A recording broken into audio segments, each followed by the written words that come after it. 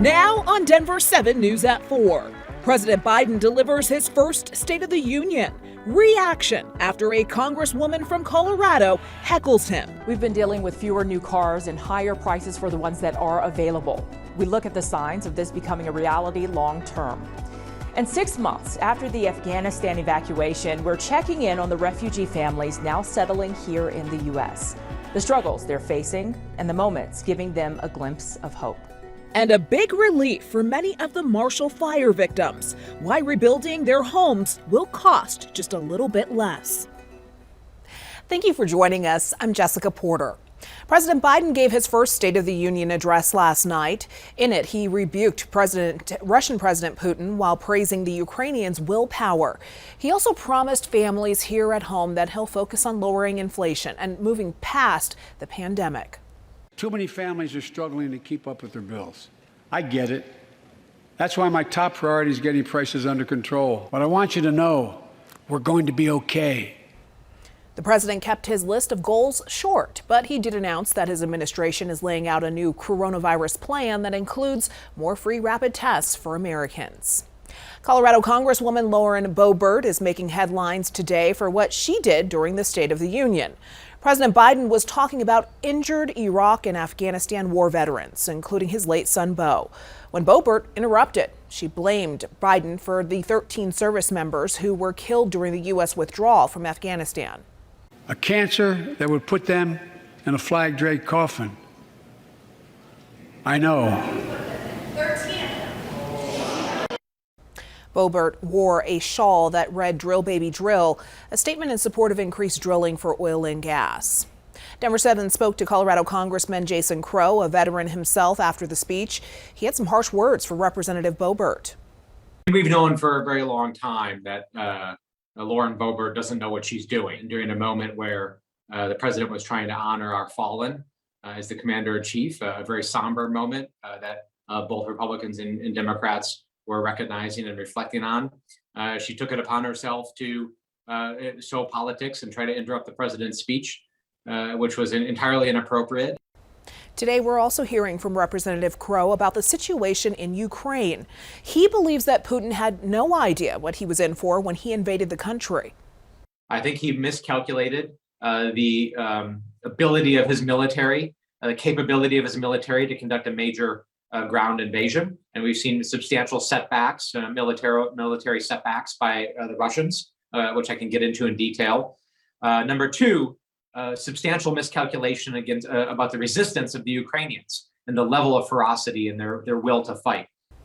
President Biden says it appears Russia is intentionally targeting civilians. The administration says it's looking into any violation of international law and will document them. This comes as the White House is also imposing new restrictions and sanctions. ABC's Faith Abube has the latest. Tonight, tense moments at a rare emergency meeting of the UN General Assembly as an overwhelming number of member nations denounce Russia for its deadly military attack on Ukraine. Russia's actions go against everything this body stands for. 141 UN member states supporting the resolution condemning Russia and calling on the Kremlin to immediately withdraw its troops from Ukraine. This as Russian forces are said to be escalating their indiscriminate attacks on civilians in Ukraine. West of the nation's capital, video showing rescue workers running into fire and debris, trying to save lives after a Russian cruise missile reportedly blasted a hospital and a residential neighborhood. We're looking very closely at what's happening in Ukraine right now, including what's happening to civilians. We're taking account of it. We're documenting it. The White House today unveiling new sanctions and restrictions on Russia and Belarus, including a ban on the export of Russian oil and gas extraction equipment and refining technology. The Department of Justice also announcing a new task force that'll target Russian oligarchs and their assets, many of them already facing tough restrictions from global financial institutions. The FAA also making it clear the U.S. may intercept and detain crews of any Russian aircraft that violate U.S. airspace. President Biden previewing the announcement during Tuesday's State of the Union address. I'm announcing that we will join our allies in closing off American airspace to all Russian flights, further isolating Russia.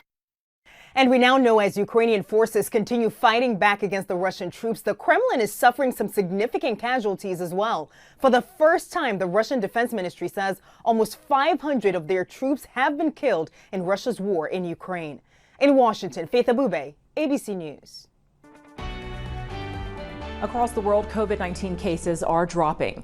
The World Health Organization reports cases have been consistently down for a month and dropped 16% just last week. Virus-related deaths are also falling. The Western Pacific was the only region where cases went up. The White House unveiled its new strategy today to deal with COVID-19.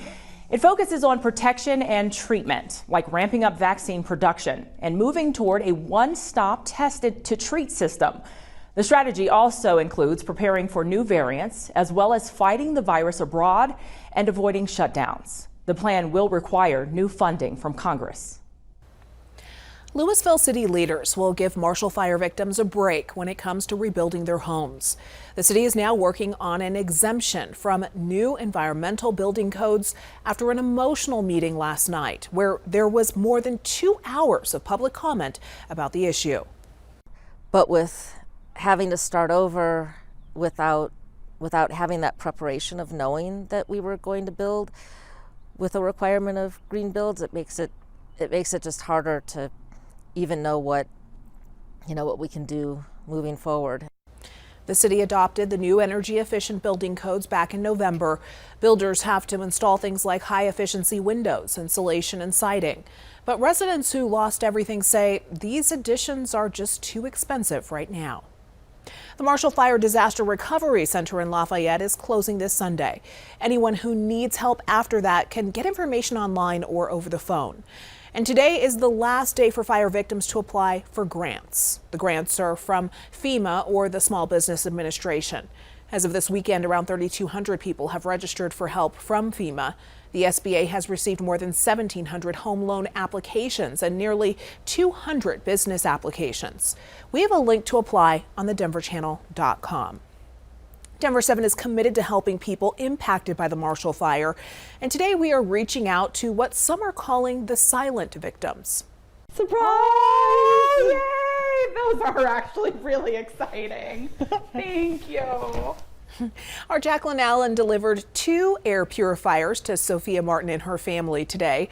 Her family has been living in a hotel after insurance deemed their house uninhabitable because of smoke damage.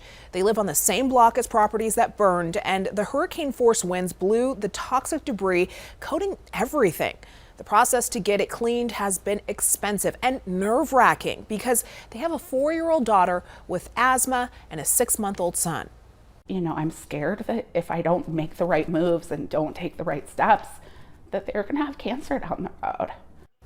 Now, good news. This family has just been cleared to come back home next week after the walls are sealed.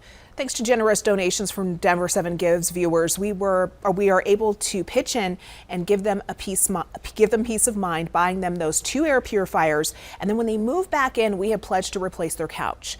That full story tonight on Denver 7 News at 6. There's a push to get people back on track with the only vaccine that can prevent 6 different types of cancer, and that's the HPV vaccine. If I knew what I knew and we had the tools that we have now, my life would have been so different. Being diagnosed at 25 not only meant that I had to have a radical hysterectomy followed by chemotherapy and radiation, it meant that I lost my fertility. After beating cervical cancer, Tamika Felder founded Survivor. It's a global support community, and she admits at first not wanting to talk about HPV, which led to her cancer. Now she's not only an advocate for vaccination, but was a part of a documentary about young women diagnosed with cervical cancer. What I've realized is that my legacy, it's not going to be in the lives that I birth into this world. It's going to be the lives that I save. And if there's just one person that hears this and they go get screened and they vaccinate their children or they share this message with others, then that helps me heal. A few years ago, cancers at the base of the throat and tonsil area, or those so-called oral cancers, actually surpassed cervical cancers in terms of the number of cancers caused by HPV. And those cancers predominantly affect men. The St. Jude HPV cancer prevention team is trying to dispel a common myth that this virus only impacts women. 1 out of every 4 Americans are infected. The vaccine is recommended for boys and girls by the time they turn 13. But rates of completion are lower than the actual goal. Recent studies show the vaccine is nearly 100% effective at preventing cervical cancer. And because of it being HPV, parents sometimes express concern about the age. This is such a young age at which to vaccinate a child for something that could happen as an adult. All week leading up to Friday, St. Jude is hosting virtual educational seminars. International HPV Awareness Day. You can learn more on their website. The government is now giving all of us more of a say for things like overdraft fees and payday loans. How it's going after lobbyists and giving you a bigger voice. And baseball stadiums across the country will be empty on opening day and possibly even after that. The latest on the MLB lockout next.